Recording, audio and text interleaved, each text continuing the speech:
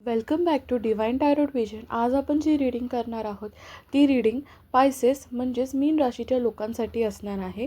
ही एक love reading आहे ज्याच्यामध्ये तुमची आणि तुमच्या पार्टनरची फिलिंग्स, जेव्हा तुम्ही हा व्हिडिओ बघाल त्या टाईमला तुमचा पार्टनर तुमच्याबद्दल काय विचार करतो किंवा तुम्ही त्या व्यक्तीबद्दल काय विचार करत आहात, ह्या व्हिडिओमधून तुम्हाला ते बघायला भेटेल. आणि हा व्हिडिओ तेव्हा तुमच्यासमोर येईल जेव्हा तुम्हाला या व्हिडिओमधून काहीतरी गायडन्स द्यायचा असेल. सो एक टाईमलेस रीडिंग आहे आणि कलेक्टिव्ह रीडिंग आहे.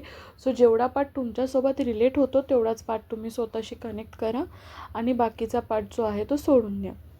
बाकीच्या गोष्टी तुम्ही स्वतःला रिलेट करून घेऊ नका जर तुम्हाला त्या रिलेट होत नसतील.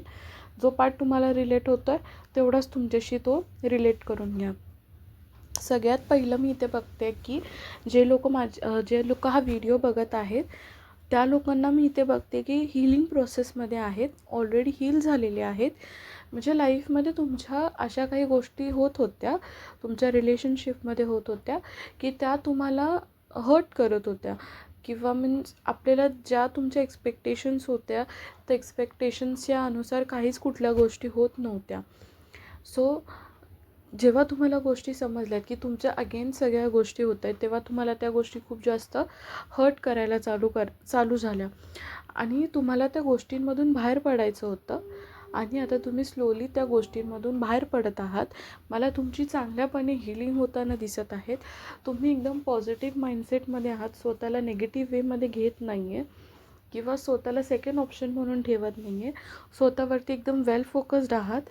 कसं स्वतःला अजून चेंज करता येईल आणि स्वतःला अजून कसं हील करता येईल ह्याच्यावरती तुमचे जास्त प्रयत्न चालू आहेत. सो ही बेस्ट थिंग आहे तुमच्यासाठी की तुम्ही स्वतःला हील करायचा प्रयत्न करत आहात. मी तुमच्या पार्टनरची फिलिंग इथे बघू शकते की त्यांचं असं आहे की त्यांना टाईम हवा आहे किंवा ते एकसाथ 2-3 गोष्टी आहेत ना एकसाथ हँडल करत आहेत त्यांच्या लाईफमध्ये. किंवा त्यांचा ॲटिट्यूड तुमच्या बाबतीत असाही असू शकतो की म्हणजे त्यांच्याकडे ऑलरेडी ऑप्शन खूप आहेत आणि ऑप्शन जरी खूप असले तरी ते एका कोणत्या तरी ऑप्शनशी ना स्टिक आहेत त्यांच्या लाईफमध्ये आणि मे बी त्यांना त्याच व्यक्तीसोबत राहायचं आणि हाच डिसिजन जो होता त्यांचा तो तुम्हाला खूप हर्ट करत होता. पण फायनली आय थिंक तुम्ही ती गोष्ट एक्सेप्ट केलेली आहे की ठीक आहे, जर समोरचा आपल्याला व्हॅल्यू नाही देते आणि जर आपल्याला असं दाखवून देतं की त्याच्याकडे खूप सारे ऑप्शन्स आहेत तुम्हाला सोडून आणि त्या जास्त प्रायोरिटी आहेत समोरच्या व्यक्तीसाठी. सो मग आपली वर्थ आपल्याला स्वतःला जाणून घ्यायची आहे. समोरचा व्यक्ती तर आपल्याला व्हॅल्यू नाही देते पण आपल्याला स्वतःच्या हाताने स्वतःची व्हॅल्यू जी आहे ती कमी करून नाही घ्यायची. ह्या माइंडसेटमध्ये तुम्ही आहात आणि हे तुम्हाला समजलेलं आहे म्हणून तुम्ही स्वतःची हीलिंग जी आहे ती चालू केलेली आहे की तुम्हाला या गोष्टींमध्ये अडकायचं नाही आहे.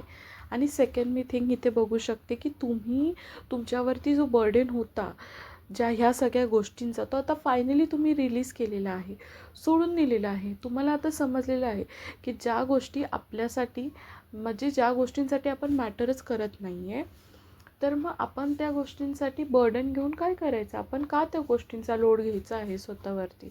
जर समोरचा व्यक्ती जर तुम्ही 50% त्या व्यक्तीबद्दल विचार करताय किंवा 100% त्या व्यक्तीबद्दल विचार करताय, त्यांचा बर्डन तुमच्यावर आहे म्हणजे तुम्ही स्वतःचा पण विचार करताय त्या पर्सनचा पण विचार करताय.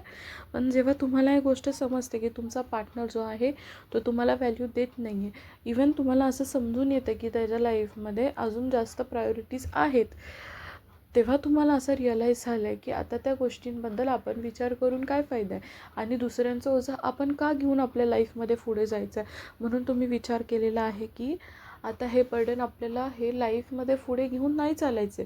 हे प्रेझेंटमध्ये तुमचे थॉट्स आहेत की तुम्ही आता असे विचार करताय आणि ही चांगली गोष्ट आहे की आपण प्रत्येकजण आपल्या स्वतःसाठी ही लाईफ जगायला आलेलो आहे. आपण हीलिंग तर करायचीच आहे आपल्या आजूबाजूला जे लोक आहेत पण स्वतःला हर्ट करून कोणालाही हॅपी करायचं नाही आहे आणि तुम्हाला ही गोष्ट आता समजलेली आहे. सो तुम्ही या गोष्टींवरती काम करता. सेकंड थिंग मी इथे बघू शकते की त्यांना असं होतं की त्यांना सगळा कंट्रोल ह्या गोष्टींबद्दल त्यांच्याच हातात होता. म्हणजे ना प्रॉपर डिसिजन देत होते 50-50 म्हणजे आता जसं तुम्ही 100% शुअर होता तर समोरच्या व्यक्तीकडून 100% श्युरिटी नव्हती. कधी ते येस बोलणार तर कधी ते नो बोलणार. म्हणजे न्यूट्रल विचार, म्हणजे त्यांचे प्रॉपर असे विचारच नव्हते तुमच्या रिलेशनशिपला घेऊन. तुम्हाला ना ते कधी प्रॉपरली विचार करूनच त्यांनी दिलेला नाही आहे, की म्हणजे ह्या रिलेशनशिपमध्ये पुढे काय फ्युचर आहे की नाही आहे.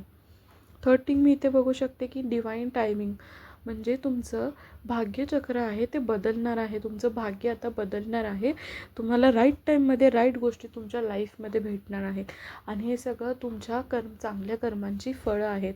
कारण की तुम्ही ज्या काही गोष्टी तुमच्या लाईफमध्ये आत्तापर्यंत फेस केलेल्या आहेत ना, आणि तुम्ही ज्या गोष्टींसाठी एक्सपेक्टेशन्स ठेवतात की ह्या गोष्टी माझ्यासाठी झाल्या पाहिजेत किंवा व्हायला पाहिजे, जे तुमच्यासाठी चांगल्या आहेत ना, त्या राईट टाईमला डिवाइन तुम्हाला तुमच्या हातात ती गोष्ट आणून देणार आहे आता येणाऱ्या टाईममध्ये.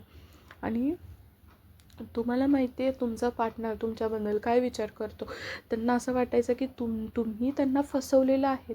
ते का ट्रॅपमध्ये फसलेत आणि त्यांना या गोष्टींमध्ये राहायचंच नव्हतं. त्यांना त्या गोष्टींमधून बाहेर जायचं होतं. त्यांना वाटत होतं तुम्ही त्यांना अडकवलेलं आहे आणि आता त्यांची सुटका झालेली आहे असं त्यांना पर्सनली फील होतं. तर मला इथे चांगलं वाटतं की तुम्ही मूव्ह ऑन केलेलं आहे अशा नेगेटिव्हिटीमधून.